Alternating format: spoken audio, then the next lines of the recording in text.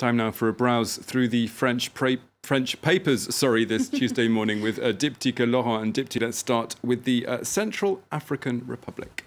It's making the front page of Libération, Thomas, the left-leaning paper this morning. It's been nearly a year since French troops pulled out of the Sangaris mission in the Central African Republic. For Libération, since then, it's become the country that everyone has forgotten about. Presumably, that's why the paper is talking about it today.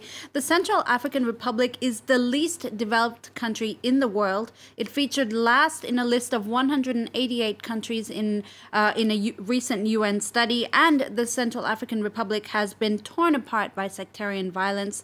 Libé says ever since the French troops left, there's been a resurgence of tit-for-tat massacres and lawlessness among armed groups who control a whopping 80% of the country. And ironically, the Central African Republic may be the least developed, but it possesses a rich trove of gold and diamonds and growing ethnic tensions between Christians and Muslims, which could explain the chaos in the country. Okay, let's move on now and talk about politics here in France. And the conservative Les Républicains party are set to make a rather important decision today. Well, we're hoping they'll make this decision. It's what many of the papers call a never-ending soap opera. Basically, the party's executive body will be deciding on the fate of 5 current French politicians, including the Prime Minister Edouard Philippe. The reason being that Philippe was a member of the conservative Les Républicains party pretty much up until the election when he jumped ship to Emmanuel Macron's government. As a result, the Conservative Party are planning to formally expel him alongside the other politicians, saying you can't be part of the ruling party, the government, and belong to the opposition at the same time. As I said, it's become somewhat of a soap opera here in France. If Edouard Philippe is kicked out, well, he actually won't have a party because he hasn't formally signed on to Macron's fledgling party either. Okay, let's move on now to Le Figaro, which is looking at Angela Merkel and her day of reckoning this Tuesday as the newly elected Bundestag meets for its first session. Well, she's still Chancellor, but she's entering a very different German parliament, one that'll have a notable presence of far-right members. As the German parliament gathers for the first time since elections, Merkel is facing the shock of the far-right. That's what Le Figaro says on its front page, because 92 far-right MPs will take their place in the government's hemisphere. It's a first in German history, at least since the Second World War. For their part, the members of the Alternative for Germany party insist they're not Nazis and simply want to participate in the governing of the country. But suffice to say, Angela Merkel will be counting on Wolfgang Schäuble and his experience in leading the German parliament. Now, Dipty, the final whistle was blown on Sunday in the match between Paris Saint-Germain and Marseille, but still, the French press are still talking about this showdown. Well, you remember we spoke about this on Monday as well. Well, we did. We did.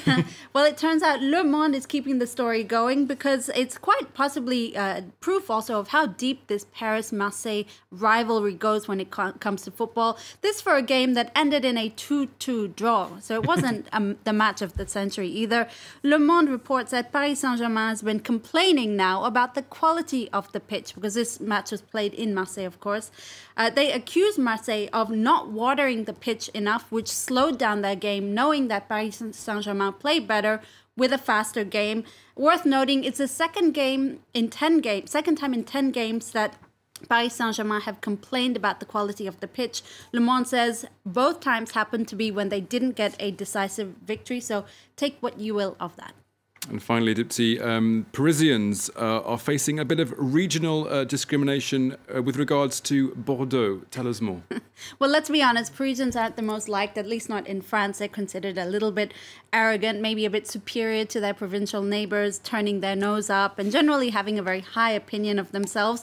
As it turns out, Parisians have been flocking to one city in particular, Bordeaux in southwest France, because, first of all, you have an ultra-rapid train line that gets you there really quickly, but also there's a better quality of life with the ocean. And there's lots of red wine. And lots of great red wine to drink. But now it seems that they've brought their Parisian neurosis with them because in Bordeaux, prices have gone up, the city is locked with traffic, and certain neighborhoods are gentrifying thanks to the ever-present hipsters.